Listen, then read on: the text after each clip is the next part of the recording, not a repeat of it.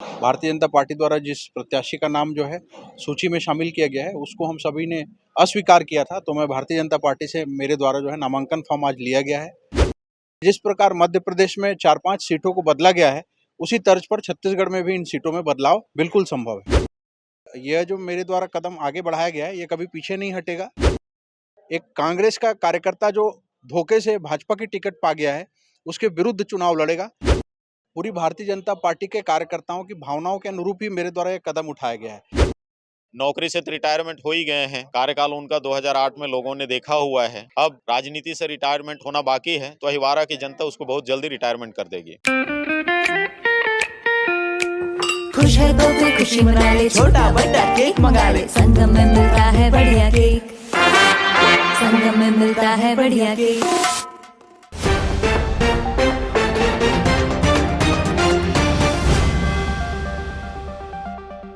छत्तीसगढ़ में दूसरे चरण के चुनाव के लिए नामांकन प्रक्रिया आज से शुरू हो गई है। नमस्कार, मैं गौरव तिवारी और आप मेरे साथ देख रहे हैं तीरंदाज न्यूज।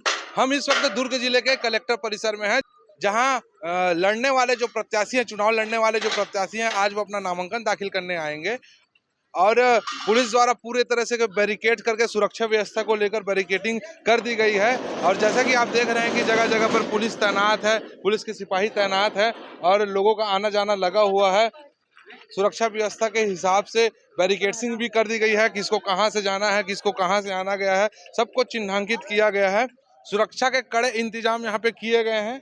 जैसे कि देख सकते हैं कि सिपाही लोग तैनात हैं और प्रत्याशियों का आना जाना लगा हुआ है। नामांकन फॉर्म आज ले रहे हैं। नामांकन फॉर्म लेने के बाद इनको जल्द ही भरा जाएगा। नामांकन भरने की कड़ी में हमारे साथ जेपी यादव जी भी हैं, जो खुलकर उस दिन हमारे साथ मुखाग्र हुए थे, साक्षात्कार इनसे लिया गया था। सर, आज नामांकन भरने आए दुर्ग कलेक्टर, बताइएगा। जी, वैशाली नगर विधानसभा क्रमांक 66 से मैंने आज नामांकन फॉर्म जो है वो खरीदा है। और जैसा कि हम सभी कार्यकर्ताओं की भावना है कि बी फॉर्म बदल दिया जाए। भारतीय जनता पार्टी द्वारा जिस प्रत्याशी का नाम जो है सूची में शामिल किया गया है उसको हम सभी ने अस्वीकार किया था, तो मैं भारतीय जनता पार्टी से मेरे द्वारा जो है नामांकन फॉर्म आज लिया गया है। और हमें पूर्ण विश्वास है शीर्ष नेतृत्व पर कि जिस प्रकार मध्य प्रदेश में 4-5 सीटों को बदला गया है, उसी तर्ज पर छत्तीसगढ़ में भी इन सीटों में बदलाव बिल्कुल संभव है। अभी भी बदलाव होगा लगता है? बिल्कुल बदलाव संभव है। जन भावनाओं के अनुरूप, कार्यकर्ताओं की भावनाओं के अनुरूप लोकतंत्र में बदलाव पूरी तरह से संभव है।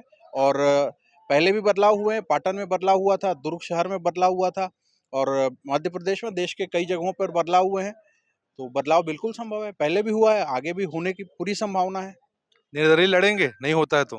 अवश्य यह जो मेरे द्वारा कदम आगे बढ़ाया गया है, ये कभी पीछे नहीं हटेगा।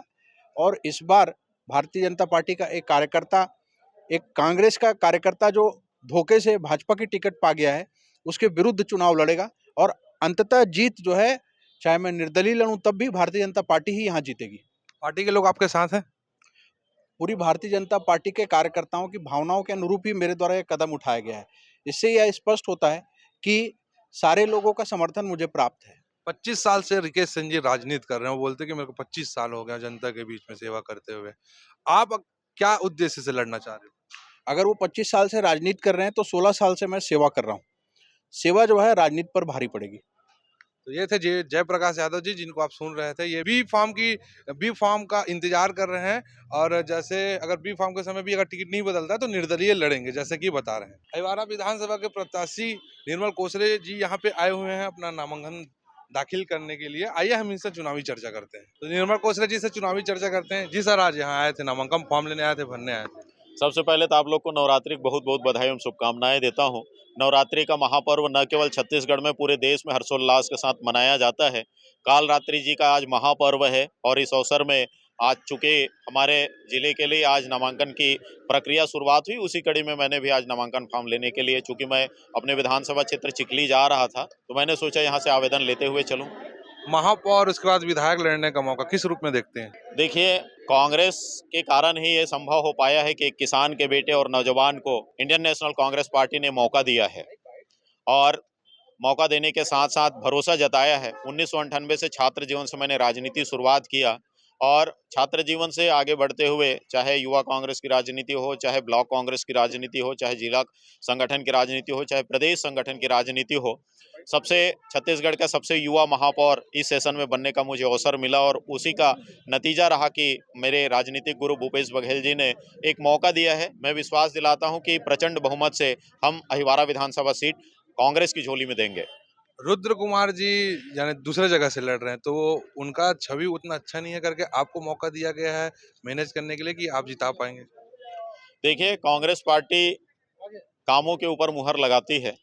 जो जो फील्ड में अपना काम किए, निश्चित रूप से उस काम का परिणाम मिला है और पार्टी ने नीचे स्तर से ब्लॉक संगठन से, फिर जिला संगठन से, फिर प्रदेश संगठन से, उसके बाद चुनाव समिति के बाद स्क्रीनिंग कमेटी और केंद्रीय चुनाव समिति के द्वारा प्रत्याशी चयन किया गया है। तो पूरे मापदंडों को देखते हुए नीचे से लेके ऊपर तक की लोगों का काम देखा और विश्वास में लेके उसके बाद ही हमारे जो अभी 83 सीटों में जो प्रत्याशी डिक्लेयर हुए हैं उसी के आधार पर डिक्लेयर हुए हैं। सामने वाले को किस नजर से देखते हैं आप?